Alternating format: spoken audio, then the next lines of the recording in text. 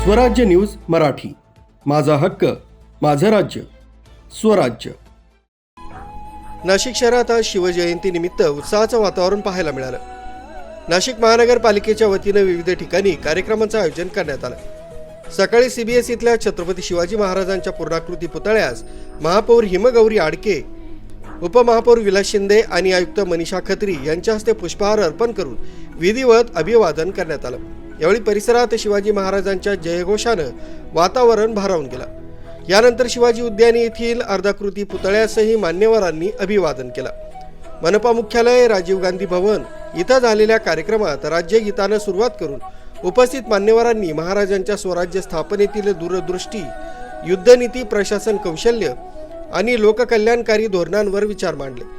महापौर हिमगौरी आहेर आडके यांनी आपल्या भाषणात सांगितलं की महाराजांचे विचार हे सुशासनाची प्रेरणा असून समाजात शिस्त, संघटन आणि राष्ट्रभक्ती बळकट करणारे आहेत। उपमहापौर विलास शिंदे यांनी महाराजांच्या स्त्री सन्मान धोरण, कार्यशील नेतृत्व आणि युद्धनीतीचा विशेष उल्लेख केला। न्यूज ब्युरो, स्वराज्य न्यूज मराठी, नाशिक।